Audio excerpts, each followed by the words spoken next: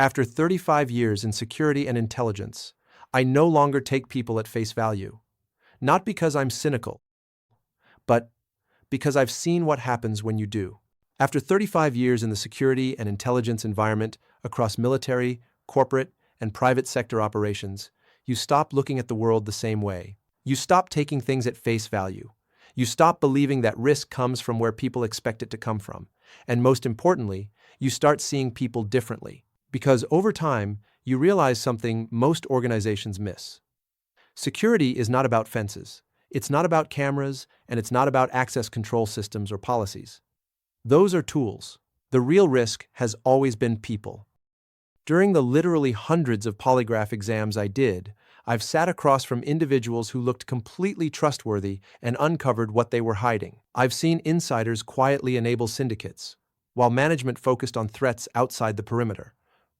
I've interviewed suspects who weren't driven by evil, but by pressure, desperation, and opportunity. And I've seen good people. Most were good people in my view, but ones which made very bad decisions when the conditions allowed it.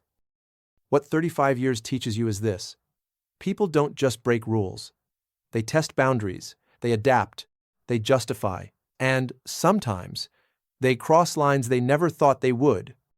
So this is not a theory. This is not textbook knowledge. These are lessons learned from real investigations, real risks, interviewing, interrogations, vetting, and real consequences. In this video, I'm going to walk you through the key lessons that completely changed how I see people and how those lessons will change the way you understand risk, trust, and security itself.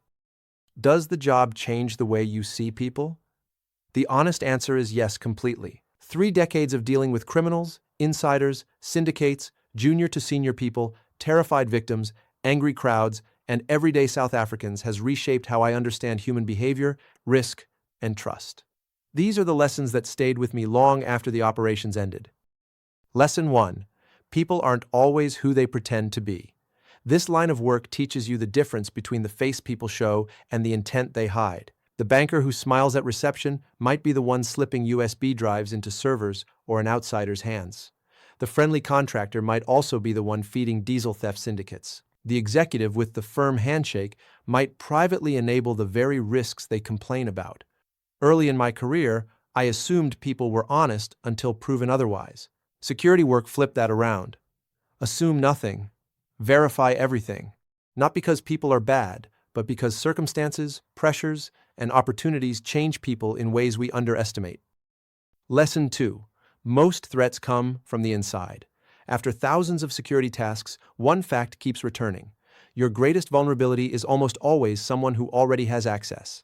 Disgruntled employees, underpaid officers or personnel, trusted supervisors, contractors who know the place better than management, managers with financial pressure, and people who feel undervalued. Criminal syndicates don't need to jump the fence when someone on the inside is willing to open the gate. This single reality changes how you view trust, loyalty, and oversight. Lesson 3. Fear and desperation drive behavior more than evil does. One of the biggest misconceptions is that criminals are motivated by evil intentions. In truth, I learned something different. Fear, desperation, debt, addiction, and pressure drive more criminal behavior than malice. Many offenders or suspects I interviewed during polygraph exams were drowning in debt, pressured by family obligations, trapped in syndicate networks, influenced by greed in environments with little accountability, or driven by a grievance. Understanding this doesn't excuse the crime, but it explains it.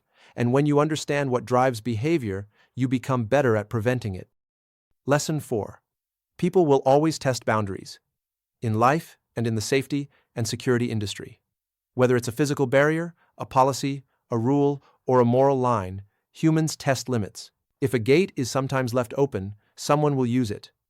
If a security officer is sometimes distracted, someone will exploit it. If a system can be bypassed, someone eventually will. And if you allow one exception, you've quietly created a new rule. This truth taught me that consistency is not just a management principle, it's a security measure. Lesson 5. Everyone has a breaking point. Some just hide it better, for a while at least. Under high stress, violence, crisis, fear, job insecurity, people reveal who they really are. Some become leaders. Some freeze. Some panic. Some make irrational decisions.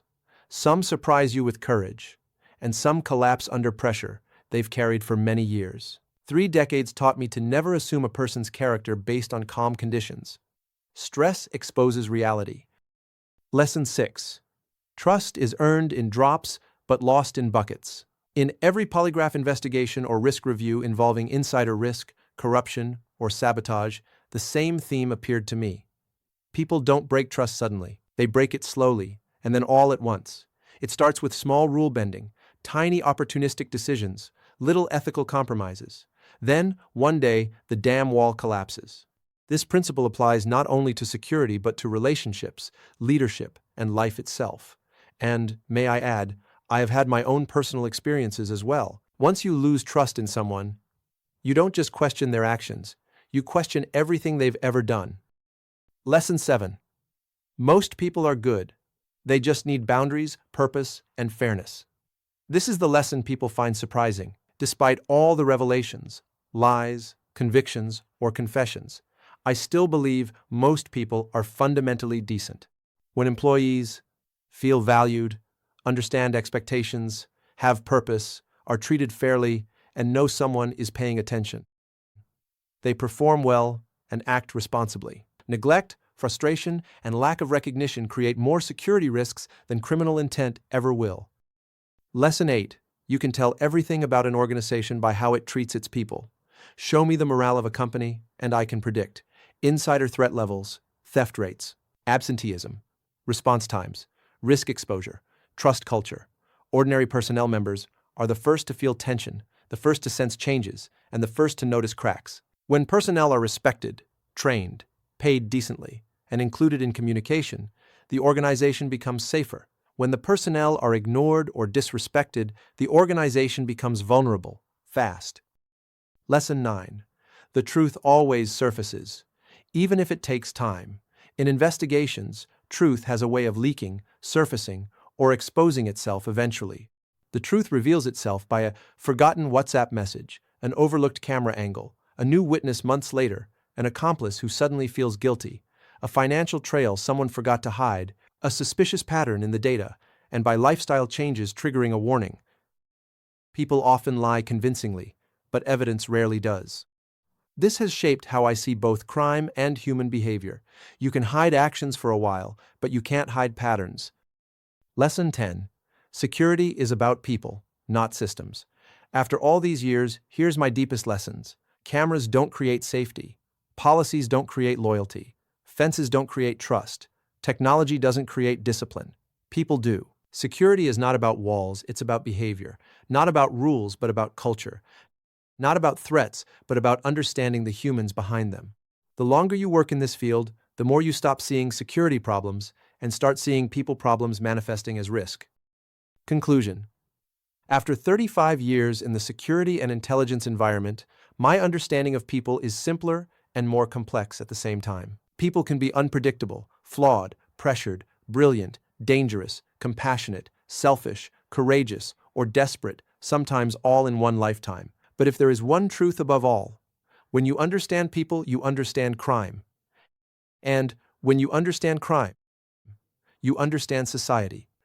Security work has taught me to look deeper than the surface because that's where the real story always lives. Be safe and be blessed.